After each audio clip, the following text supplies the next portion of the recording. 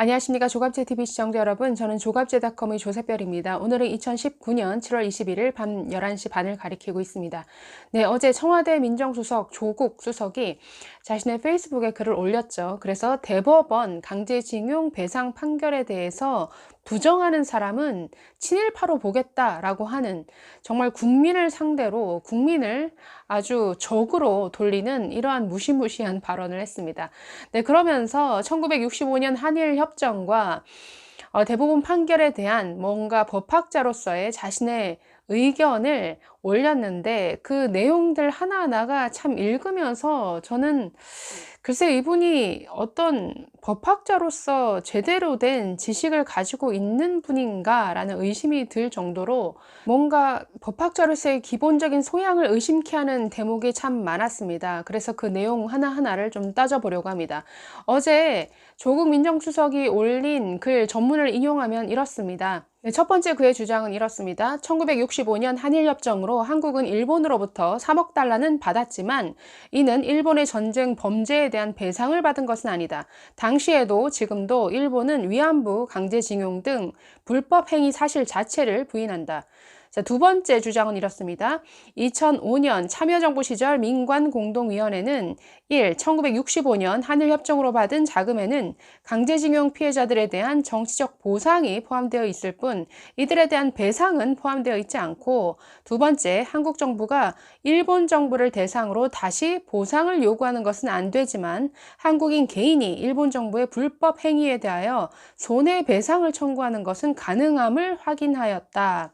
자, 이 두 가지 부분에 대해서 이것이 얼마나 엉터리인지 한번 살펴보도록 하겠습니다. 지금 내용 보면은 가장 눈에 띄는 것은 지금 보상과 배상의 차이를 계속 얘기하고 있죠. 과거에 일본으로부터 받은 것은 뭐 보상이다. 그러나 배상을 받아야 된다라는 주장입니다. 자, 법적으로 보상과 배상의 차이는 뭐 아시는 분은 아시겠지만 이렇죠. 그러니까 배상이라는 것은 불법 행위로 발생한 손해에 대해서 배상을 요구하는 것이고, 보상이라는 것은 불법은 아니지만 적법한 행위였지만 내가 입은 피해에 대해서 보상을 요구한다, 이렇게 얘기를 합니다. 자, 예를 들어서 누군가 폭행을 당했다라는 거죠. 폭행이라는 불법 행위로 인해서 발생한 나의 어떤 신체적 손해, 재산상의 손해에 대해서는 배상을 요구한다라고 표현을 합니다. 두 번째, 피해 보상이란 경우는 어떨까요? 예를 들어서 뭐 기업과 소비자 간의 어떤 거래에 있어서 내가 물건을 샀는데 쓰다가 이게 중간에 금방 망가졌다. 이게 불법은 아니지만 뭔가 물건이 망가지거나 뭔가 못 쓰게 되거나 이래서 내가 입은 물적 어떤 피해에 대해서, 재산상의 피해에 대해서 피해를 보상 요구한다라고 하죠. 그래서 배상이냐 보상이냐는 그 원천적인 행위가 불법이냐 불법이 아니냐로 나뉘게 되죠. 그래서 조국 민정수석은 지금 이 얘기를 끊임없이 하고 있습니다. 일본의 식민 지배 그리고 강제징용 등이 불법 행위이기 때문에 손해배상을 요구해야 된다. 보상 가지고는 안 된다. 이런 주장입니다. 자, 여기서 중요한 것은 법 논리적으로 배상과 보상이 양립할 수 없다라는 것이죠. 왜냐하면 어떤 행위가 불법이면서 동시에 적법할 수는 없는 것이죠. 일본의 한국 어떤 식민지 지배도 마찬가지겠죠. 이 식민지 지배가 불법이라고 한다면 배상을 받아야 되고, 불법이 아니라면, 적법한 행위였다면 어떤 피해에 대한 보상을 받아야지 보상과 배상을 이중적으로 다 청구할 수는 없다는 뜻입니다. 그런데 두 번째 더 중요한 것은 지금 보상이냐 배상이냐를 어떤 법적인 개념을 지금 구분하긴 했지만 원천적으로 이 보상과 배상의 어떤 개념은 국내에서나 통하는 이러한 개념이라는 거죠. 국내를 넘어 국제적인 관계에서 보상이냐 배상이냐 이 구분은 의미가 없어집니다. 네, 세 번째, 조국 민정수석은 계속해서 1965년 한일 청구권협정으로 받은 당시의 무상 3억 달러는 보상의 성격이지 배상이 아니다라고 계속을 주장을 합니다.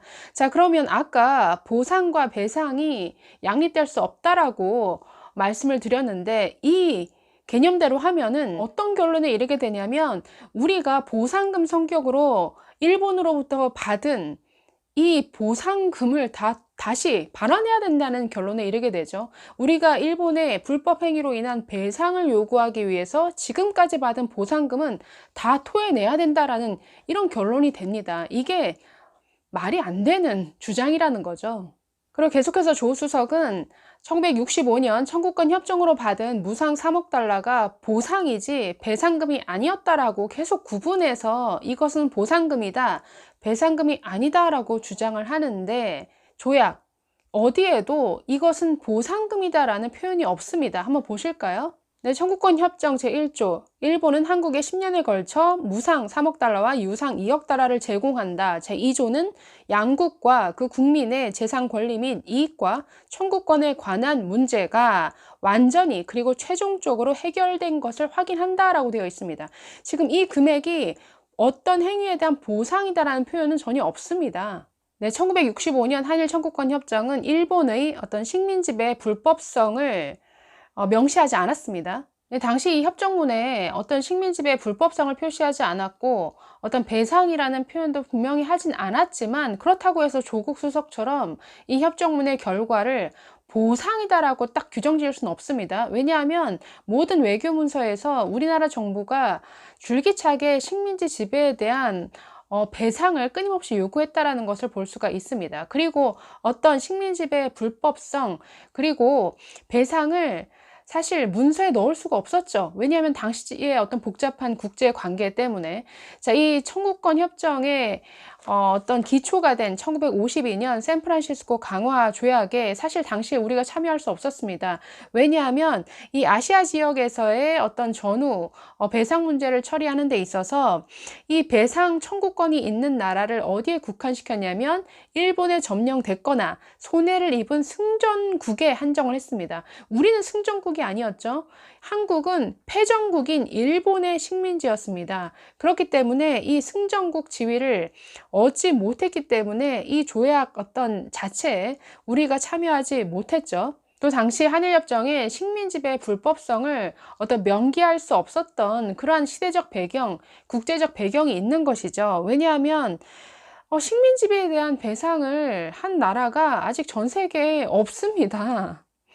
또 강제징용이라든가 식민지배가 불법이 되려면 한일 어떤 강제 병합 그리고 식민지화가 불법이어야 되는데, 불행하게도 안타깝게도 일본은 당시에 대외적으로 미국과 그리고 영국의 승인을 얻은 상태였고, 심지어 조선 임금의 승인까지 받은 상태였습니다.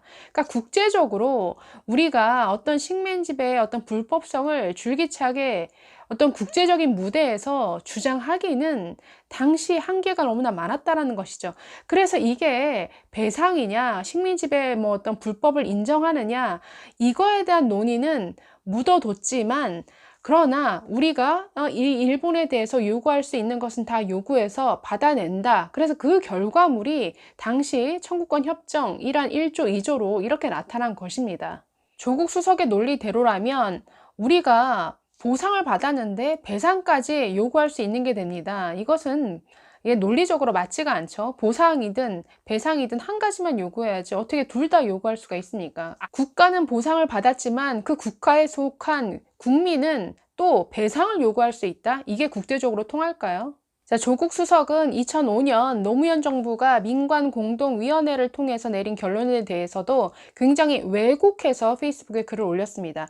마치 당시 결론이 한국 정부가 일본 정부를 향해서 보상을 요구하는 것은 안 되지만 한국인 개인이 일본 정부를 향해서 어떤 불법 행위에 대한 손해배상을 요구하는 것은 가능하다고 결론 내렸다라고 얘기를 했는데, 이거 자체가 엉터리입니다. 그 당시 결론을 왜곡하고 있습니다.